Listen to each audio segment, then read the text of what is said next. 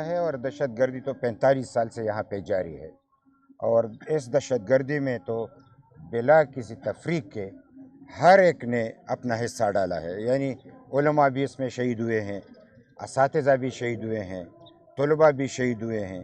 یعنی کون سا ایسی جگہ ہے، یعنی مسجد محفوظ نہیں ہے، مدرسہ محفوظ نہیں ہے، اسکول محفوظ نہیں ہے، بازار محفوظ نہیں ہے، گھر محفوظ نہیں ہے۔ 45 سال تو یعنی آپ میں تو نہیں سمجھتا کہ دنیا میں کوئی ایسی جنگ ہوئی ہوگی جس کے 45 سال جاری تھی اور اب تک جاری ہے۔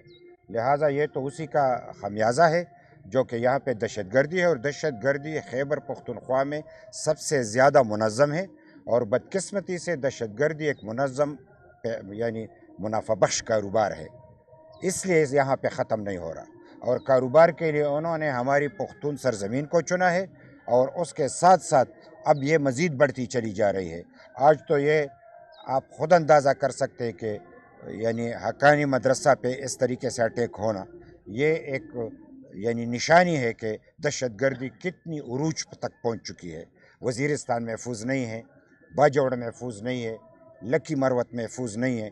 خیبر پختونخوا کی کوئی بھی ضلع ایسا نہیں ہے جس میں دہشت گردوں کی منظم تنظیم نہیں ہے، بالکل اس کا نام ہے، اور پھر انہوں نے شیڈو کیبنٹ بھی بنایا ہے۔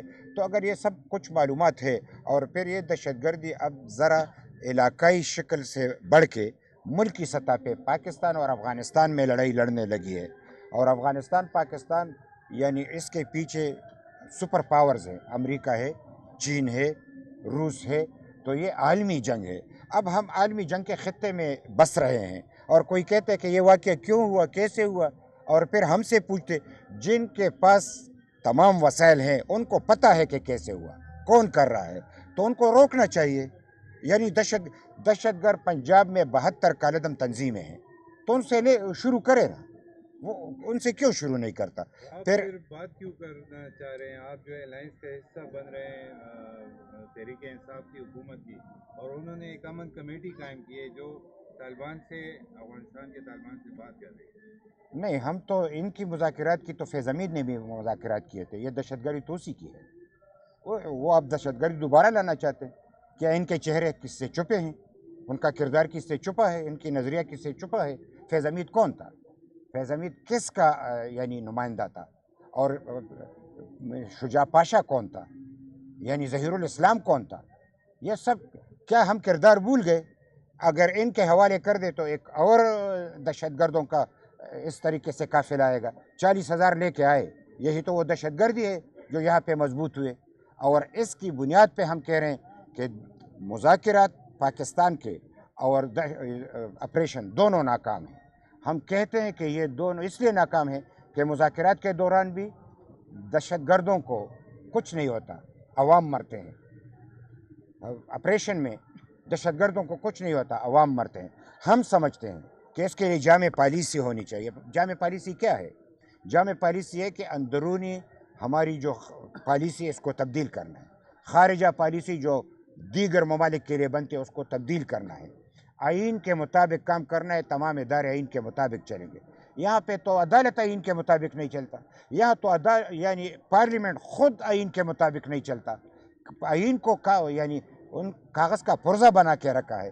لہٰذا جس ملک میں آئین نہ چلتا ہو، قانون نہ چلتا ہو، بدامنی کا بازار گرم ہو، دہشت گردی جگہ جگہ پہ پھیلی ہوئی ہو، تو ہم سمجھتے ہیں کہ اس کے لیے منظم طریقے سے پالیسی اپنانی چاہیے، اور اس پالیسی کی بنیاد پہ نیشنل ایکشن پلان ہمارے ساتھ ہے۔ آرمی پبلک اسکول کے بچوں کی خون کے مرہون محنت ہمیں ایک پالیسی ملی ہے، اس پالیسی کی بنیاد پہ عمل کرے۔ آپ تو حکومت پاکستان کی جو کمیٹیز ہے ان کو نہیں مانتے، تو کیسے آپ جو ہے وہ آئین اور اس کی بات کریں؟ کل مرکزی صدر نے اعلان کیا کہ میں حکومت پاکستان ایک یہ جو ہم بات کر رہے ہیں یہ بڑی سنجیدہ بات ہے، دہشت سے بات ہے اور بہت بڑا واقعہ ہے۔